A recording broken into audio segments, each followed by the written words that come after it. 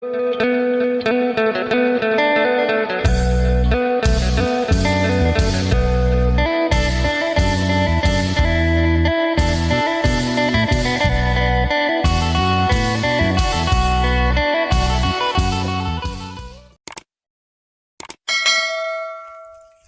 บันเริ่มอันนี้ก็ได้12เลยสบายดีรวมกับตัวเก่าได้สบายดีเด้อแล้ว2ช่องเนาะ2บ่มีบ่ตะแกรงนี่คือว่าให้ตะเขาคูลายอยู่มันเสียบดเลยมันเสียบด3-4อันผู้ใดมึงคนเราถามเราบอกว่ามันเสียบดเลย เราปลามันอีกเราบ่ได้เมื่อนั้น บ่เลย3-4อันก็ได้เอาให้ยืนบังเลยไอ้โดนยืนบังก่อนเนาะดึงตัวนี้ออกไปก่อนเพราะว่าตัวนี้มันต้มเก่าตัวนี้แล้วอันนั้นไม่เอาคาดไม่น้ำปลาเฒ่ายืมคาดปลาเฒ่าเด้ยืมเอาน้ำขาวแค่นี้ก็ได้ดอกแล้ว เดี๋ยวขาดบรรยากาศจะเริ่มร้อนละ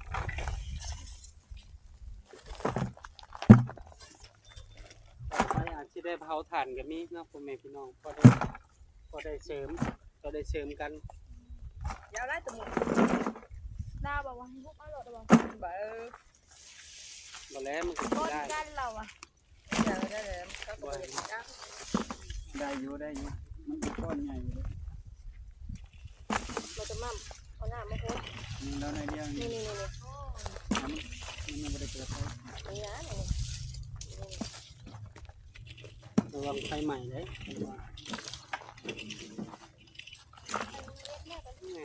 เจ้านี่ได้เช้าสอบคุณบ่เช้าไปเห็นบ่เช้าไปสอบบ่ทำบิดได้แหละในคลายจักรอบเลยสอบคลายจะซ้อมสอบนี่อันนี้ได้จักสอบทิปแต่บอกเป็น12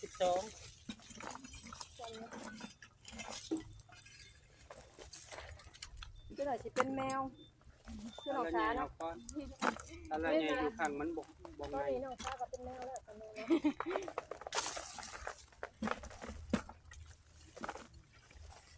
ต่อก้อนตัวของไหนจะไปเดี๋ยวมันน้ำแตกมันนี่ไอ้ทงเก็บหนานไปโอ้มันเหนื่อยอ๋อหน้ามันบอกเราเลยน้อยคู่ทางแล้วใครมาไวต่อไปอาจจะได้เผากันน้อยเนาะพอได้ตื่นกันเนาะไอ้พอเท่าคูนนี่แหละเท่าเกียร์ท่านยังเอาผ้าพันที่ตะกี้โอ้เอาเลยอย่าง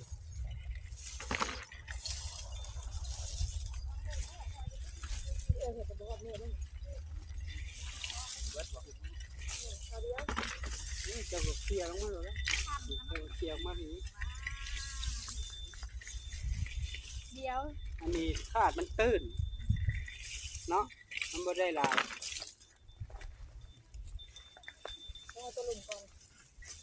คาดมันเหลึกเนอะเขียวอันนี้น้องช้าก็เขียวก็เลยจึงมันน้อยพวกกระเบ้าโน่เจ้าไหวดังเองบ่บางทีกันเอาดังเองนะขันไปสิตัวใดเอาใดก็เอาตัวใดเอาไปใดเอาไปได้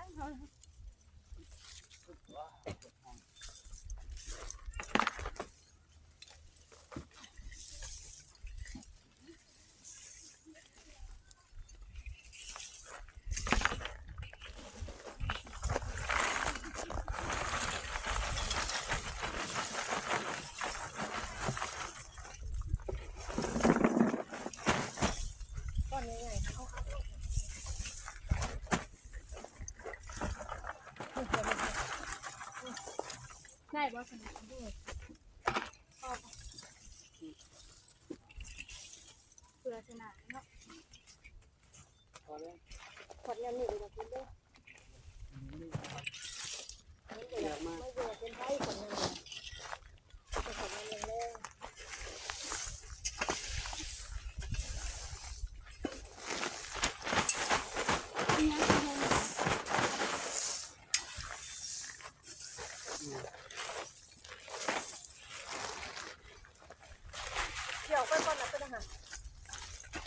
หาเกี่ยวก็ต้องป้าแล้วหาอะไรห้องสีห้องอะไร สบายดีน้องสา สบายดี จะหน่อยกันแล้วเลย ก็มาถือไปการไปงานเราเอาจากตัดออก เรือบ่ได้หลายเด้อฮะ ไอ้ทองเราวันที่ เรือหลายอยู่บ่ซาลานี่หลายอยู่ได้เนาะบ่หลายปานใดนี่เขียงมาซาลานี่มือซอยน้องๆเขาซอยหมดทุกคนเนาะอยู่ในเตาถ่านเขียกป้าย กดไปกดมาก็ต้องเป็นแนวคือน้องสาเนาะเป็นแมวเนี่ยกดไปกดมาก็มา คิดดูนะ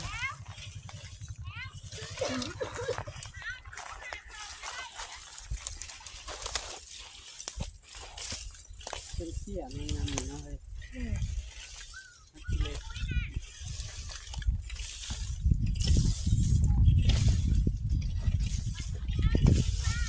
เกี่ยวอยู่ตรงนี้เกี่ยวไป สอบที่พ่ออยู่พ่ออยู่มาสอน โอ้พ่อเลยไม่ยากแล้ว อ่อนไม่ไหวดันอ่อนไม่ไหวดัน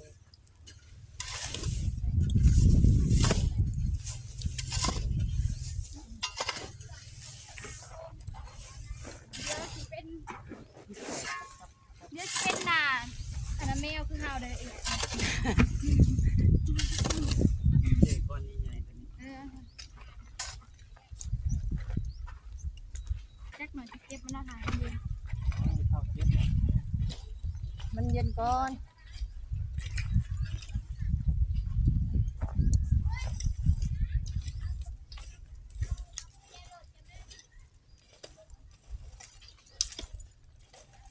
เสียงขาด ต้องขึ้นนี้ใหม่เลย หาให้มันเย็นก่อนให้เก็บมัน โอ้มันโมเย็นก็เย็นได้ถูกมันเถอะ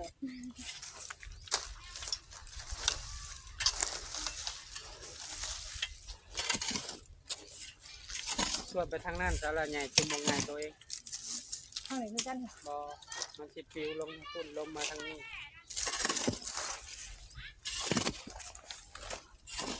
ได้ถ่ายเก็บก่อน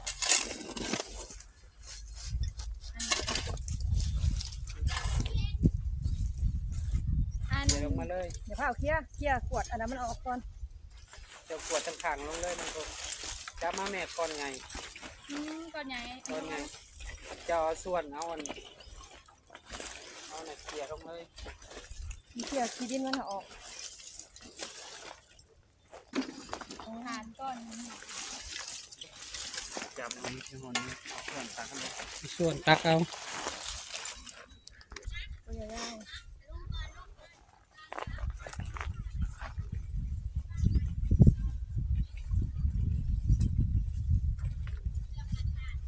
10 ปลายสอบเนาะได้บ่10 ปลายสอบ อันนี้7อันนี้4ดอก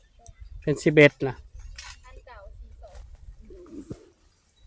ไอ้ลุงอันเก่าได้ เจอกระนาบเบิ้งเลยตัวหยิบแล้วนะ 4ดอก ที่ชอบบอก อันใหม่ได้7ดอก เดี๋ยวจะถือกันนะ นี่ไป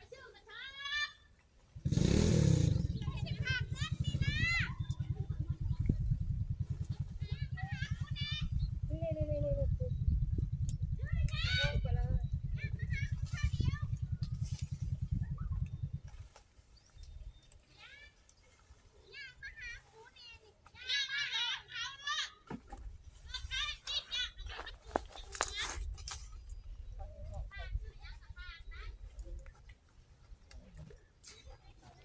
เบิดละบ่เนาะสาราใหญ่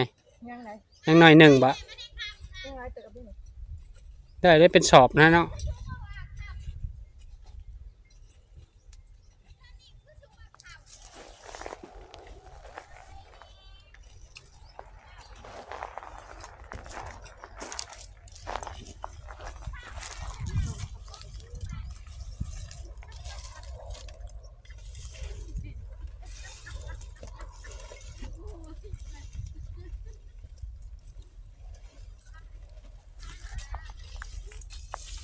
พอดีแล้ว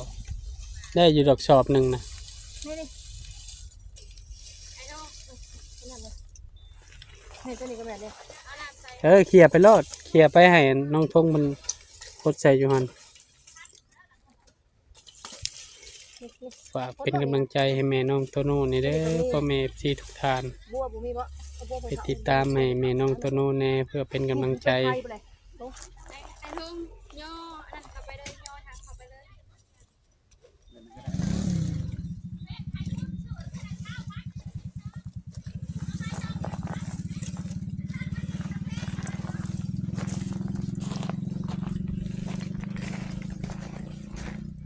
มันเป็นไทยเหมือนกันเพื่อนเดือดใช่ไหมเพื่อนเดือดจะก่อนถูกตรงเพื่อนเดือดตบถูกอันนั้นนั่นเลย ย่อทางเลยเขาบอก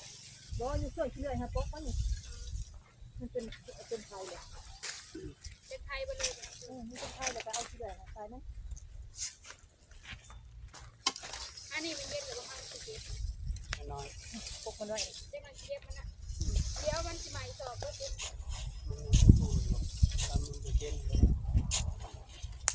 ปกมันก้อนเถอะขาดน้ำใส่เลือดก็ได้ปกมันออกเป็นไทยด้วย เอาผ่านเรื่องเลยมาจะมั่นกันก็ได้เงินเสริมฝากเพิ่มเติม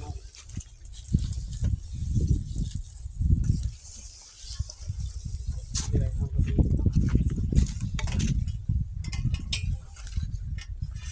มันเย็นขาดเลือดจะหายเลย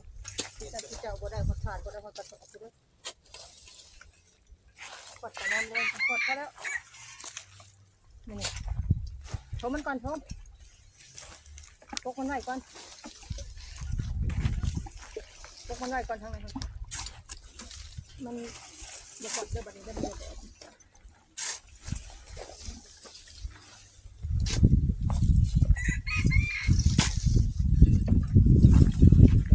ไปมีไปติดจะโลดติดให้มันแห้งไว้อยู่หรอกถ้ามันติดก็ไม่ลง ไปหิวอันนั้น ไม่ใช่แบบนี้ ชวนขับมันก็ เนี่ยไปหิวอันนั้น ยั่วที่ขวดหมดก็ ไม่ได้หมดง่ายๆใดพวกเขาเลยนะ เรื่องขึ้นในลมเนี่ย เขาที่เดือดพวกมัน ขวดเลยขวดเลย บอกเอาที่เดือดพวกมันก่อนเพื่อนทั้งลุ่มดิทงเพื่อนทั้งลุ่มคือเทิงบอกไปเอาทาง ยังไปเล่นไปเจอนะโอ้โหคือการไหนเขาหยาก็หาเจ้า ไปเดี๋ยวทำคนกันที เออ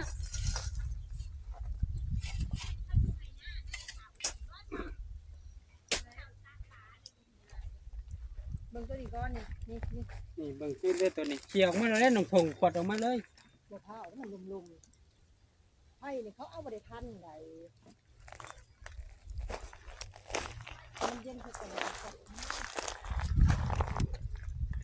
เผื่อขวดตัวนั้นมันก็หายมันก็ได้แล้วขวดโลด ชวนไอ้มันออกก่อนในตีนทัน ชวนที่เดือ ออกก่อน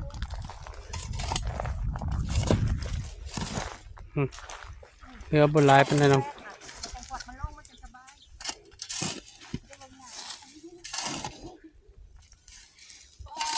แมวกระบาด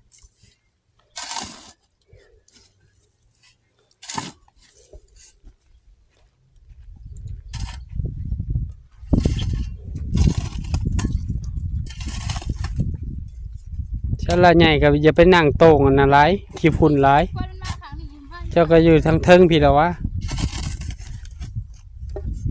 ปอดได้ มือเป็นดอกขอเป็นคนยังบ่ร้ายค่ะขอดออกมาแล้ว